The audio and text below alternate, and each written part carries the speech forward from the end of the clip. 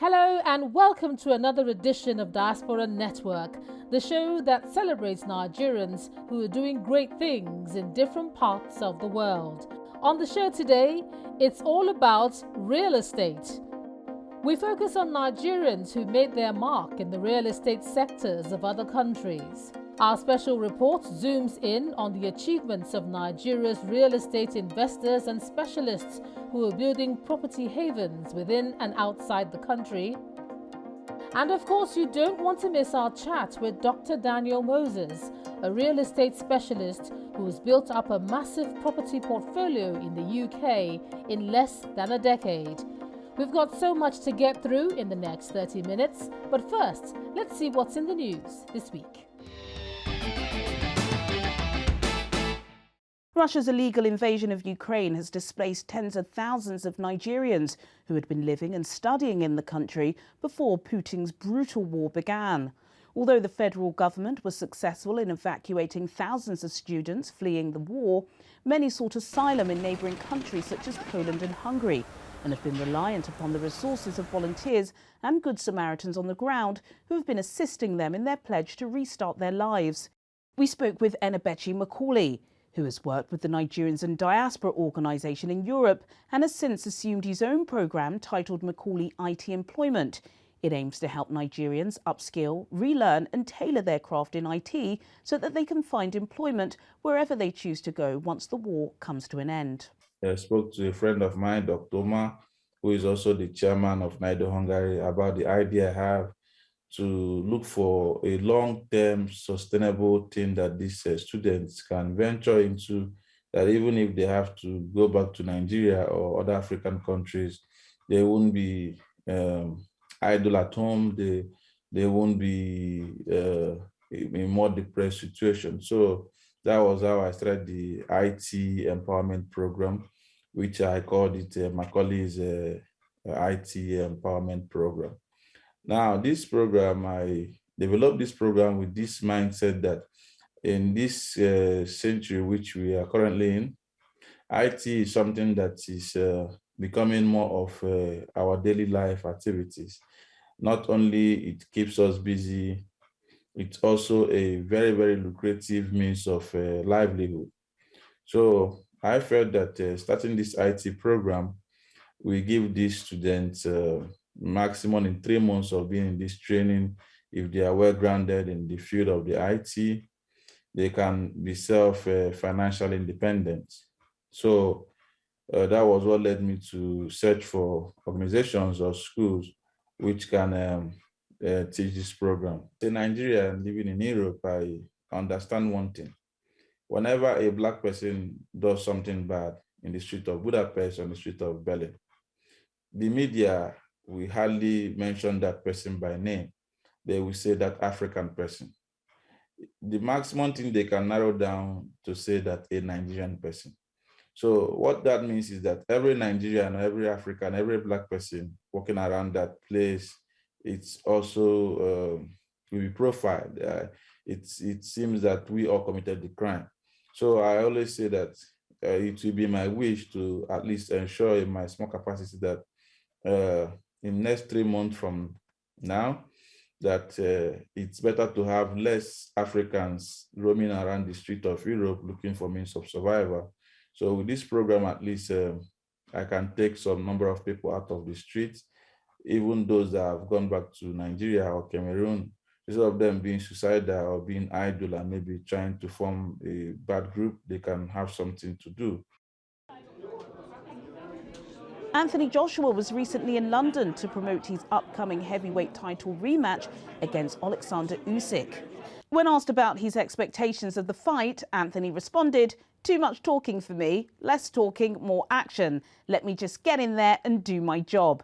I'm definitely hungry, definitely desperate, but how I perform will speak volumes to the masses." Reminiscent of last year's bout with the Ukrainian fighter, Anthony states he was let down by his corner, who didn't tell him he was losing the fight, and he seeks to regain his title this time round in Saudi Arabia in August. Juliana Olayinka with the Diaspora Network News Wrap in London. It's our practice to catch up with the activities of the Nigerians in Diaspora Commission as it continues to engage citizens for development.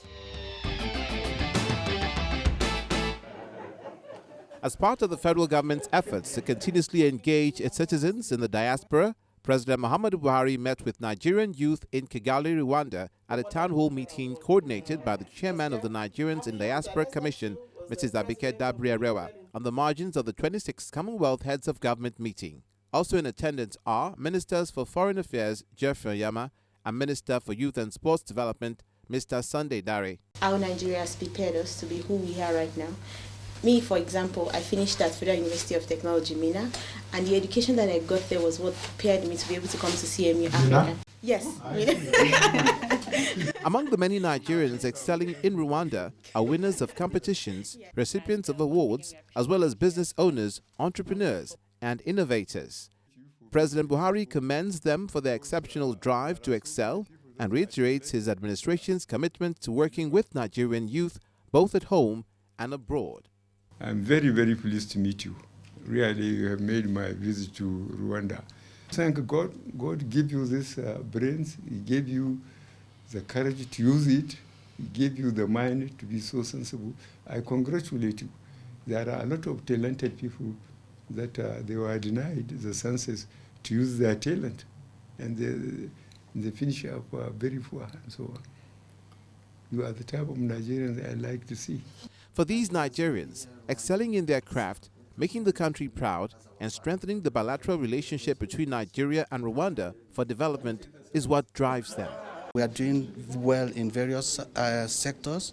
You know, you have engineers, you have lawyers, you have professors, you have lecturers, you know, of Nigerians here. You have doctors, you know. So, but we are law-abiding in this country, and that's what's saving us. And we want to bring the same message home, you know, because we came from somewhere. You know, we can be law-abiding here, and then down there, you know, things are not working out well. So we are also going to be ambassadors here and also take that message home. I submitted a proposal to the government of Rwanda to use cable cars for transportation for the city, not so much for tourism, as we know.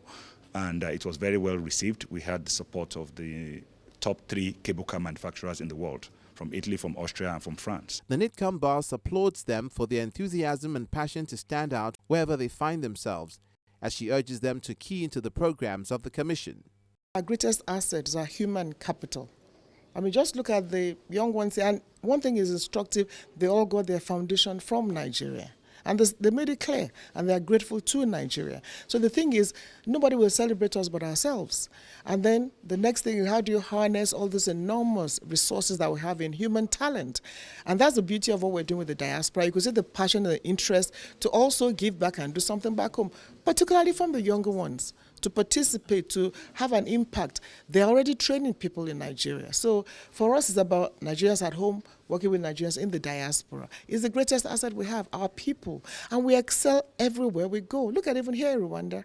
We're excelling in every aspect that we find ourselves. So it's a thing of joy and pride, and I'm glad that Mr. President meets them every time he travels and encourages them. And they're also encouraged to see what they can do, because at the end of the day, it's still your country. So what kind of country do we want to build together? I think that is what we're trying to do with the diaspora. Are you a Nigerian in diaspora? Do you have a need to contact Nigerians in Diaspora Commission, NITCOM? Kindly dial any of the numbers on your screen. You can also catch up with all the Commission's activities, including news, articles, and office events on the website nitcom.gov.ng.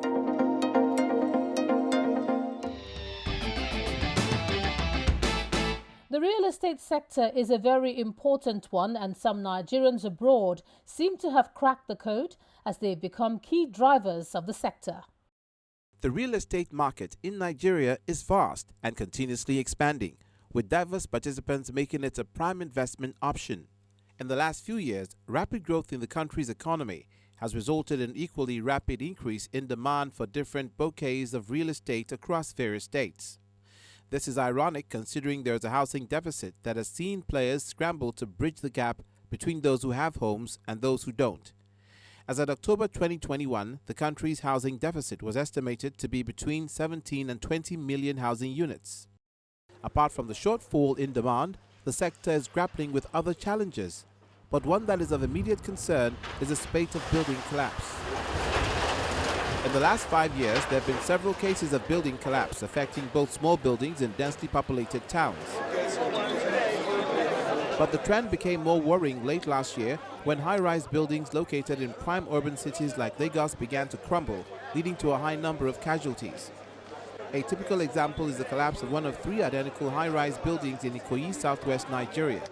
The incident, which sparked a lot of reactions, underscored the need for stricter enforcement of reliability checks, tests, and other regulations to improve standards. While the sector grapples with these issues at home, outside the shores of Nigeria, the housing market is a strong contributor to the economy, accounting for over 50% of GDP in the US. Canada and the United Kingdom are not left out. Of particular interest is the fact that the men and women that drive these investments in the property market are often of Nigerian descent. And here's the evidence to back this up. Hakeem Olajuwon, a retired NBA legend who amassed millions of dollars over his almost 20 years in the NBA, committed a chunk of his earnings into real estate, and 15 years later, he's listed amongst the estate gurus in the United States. He employed an orthodox yet disciplined strategy and has managed to make an impact in the industry. Another household name is renowned entrepreneur and philanthropist Joseph James Nantoma, who hails from Rivers State, South Nigeria. He battled the odds to make a name for himself in U.S. real estate market and has become one of the most notable Nigerian millionaires in the diaspora, with recognition from several institutions as well as a presidential honors roll from former U.S. President Donald Trump. A recent survey by experts in the industry shows that Nigerians in diaspora are the biggest investors in the country's real estate sector, as these diasporans are pumping fresh capital to replicate the same infrastructure they enjoy in other countries of the world.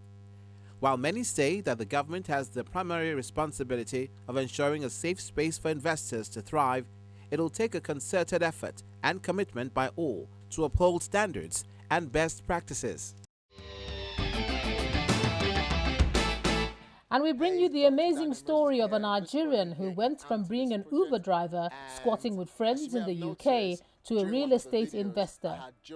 If you're thinking about getting started in property and you don't know where to start from, it's important for you to learn all things deal sourcing. Meet Dr. Daniel Moses, property investor, wealth creator, and a highly sought-after public speaker. So my mission was to create wealth. And how did I manage to create that wealth? It's hard to imagine that this household name in real estate was once an Uber driver and a delivery man, pounding the inner streets of London. Today, he's made his mark and is described by those who know as a hotspot for property wealth creation in the UK real estate market.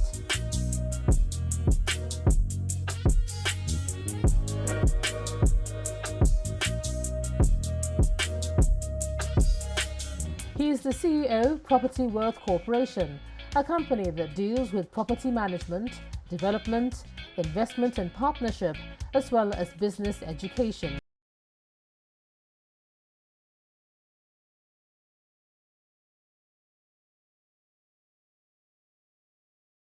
Born and raised in Edo State, South Nigeria, Dr. Daniel Moses is a graduate of the University of Benin, Edo State, where he studied sociology and anthropology. He was awarded a doctoral certificate in philosophy, business and Christian leadership by Cornerstone Christian University, Georgia, in the United States. And in 2021, he received an award of excellence at the Edo Festival and Awards in the UK in recognition of his work. Daniel is an award-winning author, and his recent book, Rent to Rent Made Easy, published in 2021, has received several 5-star reviews on Amazon for its easy steps in getting people to build wealth using a creative mindset. More recently, he's taken to sharing his real estate ideas more widely and has shared stages with the renowned CEO of VaynerMedia, Gary Vaynerchuk. This is my passion. This is what I love to do. I love building businesses. This is fun for me. You have to understand, I'm a purebred entrepreneur for real, for real, for real. Like, documented. A Belarusian-American entrepreneur, author and speaker. I've not been the chief operator of a business. And I've made payroll every single week since I was 22 years old, and I'm proud of that. He launched the Rent to Home initiative that helps individuals generate income fast with limited startup capital. This determination has seen him generate multiple streams of income for others, and he's now on the verge of beating the odds as one of Nigeria's most influential property wealth creation experts in the UK. His grass to grey story has been the subject of articles and international features in Yahoo Finance, CNBC and Fox News, and several Nigerian business pages have focused on how this immigrant who started with nothing has done so well in the diaspora.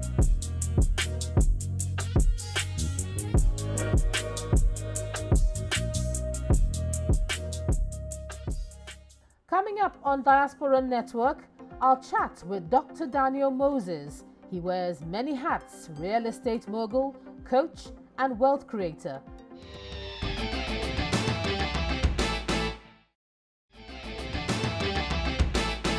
Welcome back to the program. We sat down with this Nigerian-British real estate guru and got to understand what he does. My journey basically started in search for a greener pasture way back in 2004. Daniel tells us how he survived on menial jobs despite being a graduate when he first arrived in the UK in 2004. Life as an immigrant squatter was tough. I went to University of Benin, where I studied sociology and anthropology. Towards the last year of my graduation year, I decided to escape from Nigeria. I said, yes, absolutely, because this is a country where, for example, at that time where I left school 2004, you know, you graduate from school, you don't know what lies ahead of you, right? You don't know what you're going to do with that job. There's nothing. There's basically nothing. And I decided to, you know, relocate to England. I basically squatted with friends, relatives that became friends, you know. I stayed with these individuals, slept on the floors, you know, just trying to do anything. And imagine in the UK, you need papers, you need resident permit in order for you to get a job. So I couldn't get a job, but I could do any sort of odd jobs, any type of linear jobs. Well, by odd, what do you mean? Because when people hear odd jobs, you know, from sweeping the streets in the cold weather, from, you know, there's one very popular job, you know, that a lot of immigrants get when they go to the UK. It's called beke. Beke means the guy who sprays the perfumes in the toilet. So I was the guy that if you go to a nightclub and you come to the men's restroom, I'm the guy that will spray you perfume. I'm the guy that will give you a stick of lollipop, and I get paid £1, sometimes 50p, or sometimes maybe even 20p. So I'll gather that. Maybe at the end of that night, I'll probably go home with like £40. Worst days, and a good day, I'll go home with like about 110, 120 pounds. So doing this beke, as you called it, was better than what you were doing in Nigeria before you decided, I want a better life in the UK? Well, I would probably say it wasn't better. It wasn't better being the guy who was in the toilet giving people perfumes and lollipops, you know, watching people being sick in the toilet, you know, and cleaning all that, you know, stuff. It wasn't an interesting job. But one thing I think for me was I knew that I had to go through a process. I knew that success lies ahead for sure, but I had to pay the dues. And in the mix, Daniel met the woman who has built the business with him. Met my wife in the bus, proposed to her. We got married within 6 months. And then that came again with a lot of its challenges, because people started to like, oh, you're trying to get married because you're trying to get papers. But we fell in love. It was just love at first sight. She's British. She's British. Oh, well, real love at first sight then. I can imagine. You know, and today we have 2 amazing kids. My first is 14. My second is 11. We've been married together, and today we're building an empire, unbelievable empire. So walk us through that empire, that property empire. Yeah. It's difficult to talk about property without your name coming up, and obviously you've obviously got properties for other people as well. Yeah. From squatting on the floors of other people's houses. So that's the diaspora story that we're that we're curious about. Talk us through that. Well, I mean, I think one of the biggest problems or challenge a lot of diaspora faces when they come into a foreign country is that I think people have been sold this instant success. You know, the microwave mentality, I call it. You know, when you put your food in the microwave, you turn it to on, and you put it 5 minutes, it warms up, and you have your food ready to eat. So, and I think that's what's being sold a lot most of the time. And this, you know, for you to kind of progress, you don't have to go with the that sort of mentality where it's an instant gratification. It goes through a process because life itself is a journey. And speaking of the process curve to his success, Daniel tells us how he returned to Nigeria in 2015 to start up an oil and gas company, only to lose his entire life savings. Broke and clinically depressed, he returned to London to take up Uber driving. And then one day, something amazing happened. You know, it's actually a miracle if I go deep down into the story. You know, I remember, if you don't mind, I can actually share that. I believe in God. So, for me, there was a day I was driving from the Stansted Airport, to be precise, coming from Stansted Airport. I fell asleep on the motorway. And I fell asleep on the wheel. I fell asleep. I felt really tired because I was working so hard. You know, I fell asleep. I pulled over to a petrol station and I took a nap. It was in the nap I had this wild dream. It's a story, actually, it's in my book. I actually told the story in my book. And I woke up from that sleep, picked up my phone, and scrolling through Facebook, an ad pops in my face, get started in property with little or no money. And I literally clicked on the ad on Facebook, paid £70. It was actually the last £70 I had on my credit card to pay for my petrol to work for the next week. Because as an Uber driver, we get normally paid, you know, every Friday. Yeah. So I needed to top up my petrol for Thursday, and this happened on the Wednesday. I can't forget the days of the week because it changed my life. So it was the last £70 that I had in my card, my credit card. And I paid for that training. I went, it was a 2-hour training. It's a networking event in central London. I attended that networking event. And in fact, I was the only black man in that room. Wow. You know, I was the only black guy in the room. Everything they were saying, nothing made sense. It was... So you're thinking this £70... I was like, oh my days. Better be worth it. This £70, I've just gambled. Better be worth it, else I'm going to cause some trouble here. You know, jokes apart. Anyways, I literally got registered to that event, and it was life-changing. It was just life-changing. And that was just my gate to property. Through this life-changing training, Daniel has gone on to disrupt a predominantly white male industry and become competitors of the leading property wealth training companies in the UK. With the help of great minds and property marketing specialists, he founded Property Wealth Education, a firm that helps individuals get started in property investing. And now there's hardly any other black-led property or wealth coaching company as large as Property Wealth Education. Another thing about those who come from the diaspora, you've just flown in today, for instance, there's the glamorous aspect people see of people who have gone away and they come back different. Yeah. You know, and they're thinking, ooh, that's what I want for myself. What was your biggest challenge? The biggest challenge of, you know, like you said, when people glamorize the whole success abroad to back home, is that there is a journey, all right? The journey is that it's like the rain will beat you. The sun will dry you up. It's part of the process, all right? If you understand that process, then you might be able to be patient enough to get to where you want to get to. He's passionate about replicating his success in the diaspora back home, especially in the light of the housing deficit in the country. Nigeria is a very interesting economy. I mean, we're one of the biggest black nations on the planet Earth. You know, if the statistics are right, they say we're over 280 million. I believe we're more because you can't count the number of Nigerians that exist on the planet. Now, Nigeria is a great market. If only the word trust, if only the word, you know, because we work very hard. Nigerians were very hardworking people. You know, the whole stigmatization of Nigeria is only by a certain percentage of people. So for me, anything can be replicated in Nigeria because we have the numbers. We have the economy. We have the landmass. Anything can be replicated in Nigeria. In fact, right now, you know, the property market in Nigeria is booming. Although I don't really understand the property market in Nigeria. And the reason why I don't understand it is because of the amount of capital that is required. Unlike in England, you require some capital, but you can leverage on the banks. The loans are cheap. In fact, the money in England is very cheap. In Nigeria here, the money is not cheap. So you have to raise that money. You have to find that money to get started. So those are the two different things. In England, if you understand how it works, if you get yourself educated, if you get yourself information, or you key in with people who are doing well in the UK to getting started, yes, it's easier, but here it's more difficult. The reason why it's difficult here is the money. If you want to buy a land in Banana Island, you're looking at about 100, 200, 300 million. How many Nigerians can lay hands on the 100 million naira today? Yeah. For every single one of you in this room tonight. And here are his nuggets of wisdom for translating networking events and seminars into wealth.